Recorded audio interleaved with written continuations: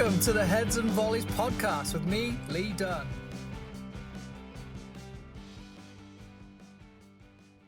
How many hours a week do you coach? How many hours a week are you on the field? Are you making the balls move? Are you challenging your players? Are you connecting with your players?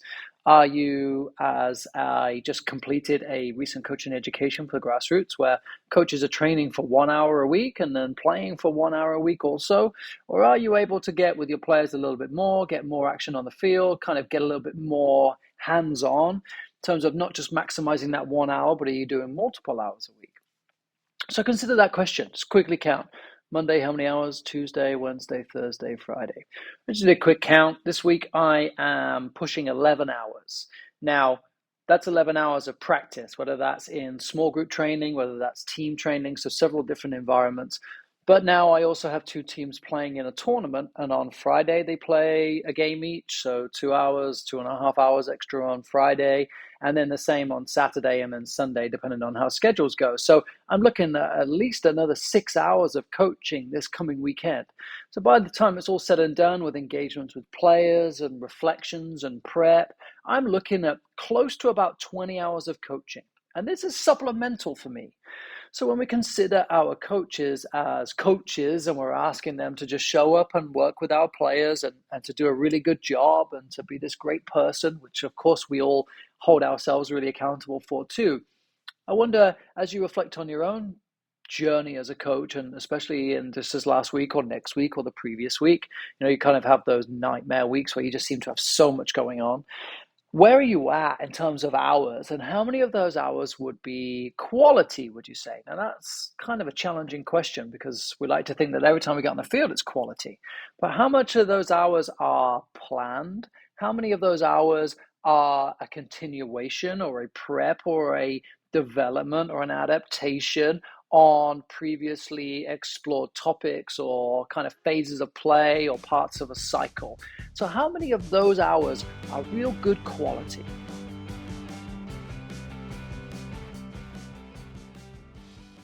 So now why do we care?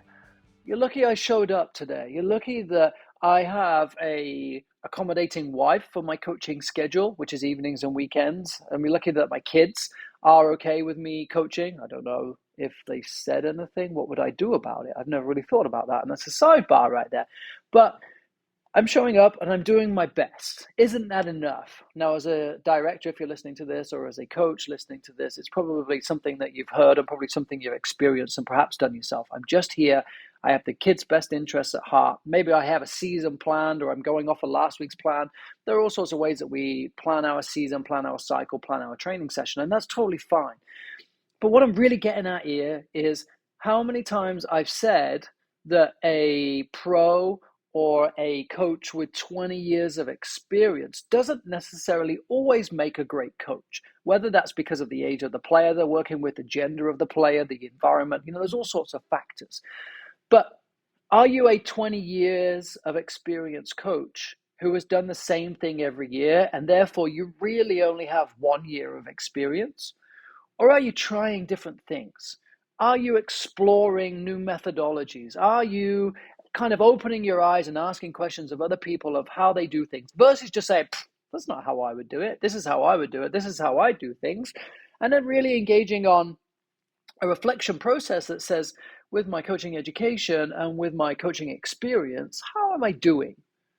If I were to apply to take a next level of coaching license and they asked me what I would do after the fact or what I would do with the material that I'm learning, I hope that we would all say I would try and implement it. I would take it into consideration in future. It's kind of like a driving test, right? You drive with two hands on the steering wheel. Then once you pass your driving test, you drive with your foot hanging out the window with one hand on it and the other hand on your cell phone. Like that's the reality. But in actual fact, if we're honestly saying, I would like to take some things from this, then my question to you is it 20 years of the same year of experience or is it 20 unique years? And when I completed my A license, I'll give you an example. Upon completing my A license, I thought, I'm done. I've completed this checklist, this phantom checklist that I've felt beholden to. Now I can explore other methodologies. Now I can explore other methods of education. So since then, I've started taking my MBA. Since then, I've taken the TOVO course for 7v7. And now I'm looking at getting into some of Raymond Verheyen stuff. I'm looking at shadowing a friend of mine in Europe and going to see how he's doing things in their academy. And it feels like I could award myself the opportunity to explore things that I wanted to explore, which kind of sounds funny, but I wanted to go and see these different things. I want to go and learn from these unique characters. I want to maybe controversial characters if you consider Todd Bean and Raymond Verheyen, and their audience is a very love or hate relationship, and I fortunately love them both. So I'm now able to go and take that on, and I think that's partly my own fault for feeling like I need to complete this checklist, this flow of A through D license with the US Soccer Federation. So think about your own experience. Where is your education coming from?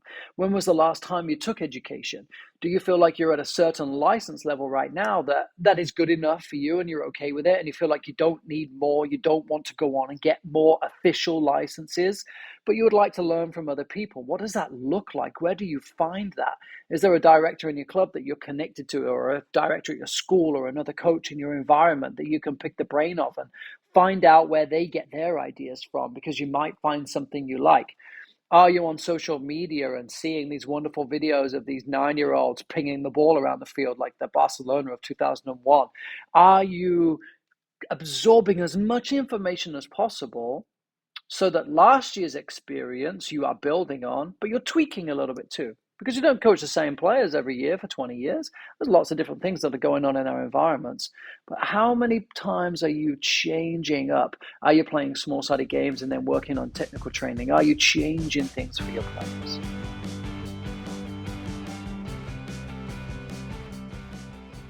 And so the follow-up to all of this conversation will be engagement on social media, where I'll ask, how many hours did you coach last week, last month even, or if you're off season, what's your average weeks of hours of coaching? And again, it's not a measurement that says I'm better than you because I'm doing close to 20 hours this week and you've only done 5, but it's really about what are you doing in those hours? In my small group training, I love to challenge the players specifically because there's a lot of position specific work that I do with them. But I love to challenge my own methodologies. I'm very against isolated work. I'm very against kind of technique for technique's sake. And you can argue all day about that if you like, but that's my personal belief. But I will add elements of it into training to try it, to see what the player's reaction is.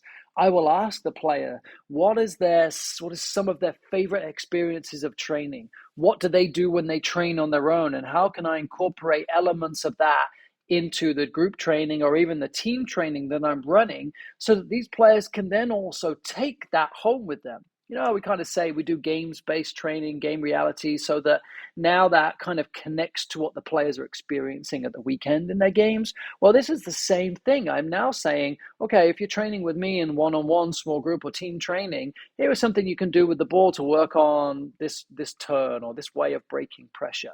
You go home and do that. You do it off the wall, and away you go.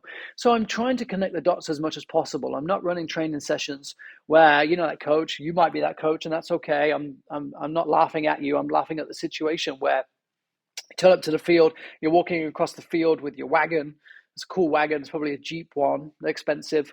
And you've got poles hanging out of it. You might have a mannequin hanging out of it. You might have one of those blow-up skills mannequins that acts as the wall. You might have different size soccer balls. You might have some tennis balls in there. Lots of different cones, big ones, small ones, flat dots. Maybe a couple ladders and a flag or two. And then we're adding in things like the parachutes. You know, the rebounder wall is in there. There's 1,000 things that's in that wagon, and it looks wonderful. And when you've spent 30 minutes setting it all up, it looks fantastic. But can your players go home and do that? And maybe that's the niche of the training that you provide, whether in the team or whether in the individual environment, where you can say, you only get this training with me, and that's fair. That's fair. But I want my players to go and be the best that they can be. And one of the best ways they can do that is also by going home and training. So I'm going to challenge them all the time. Can you go home and train and do what we've been doing? Can I give you some homework that's realistic for you in your home environment? You only have your bedroom with a tennis ball. Great. We'll make something work. You do bicycle kicks off the dresser onto the bed and smash the ball against the wall.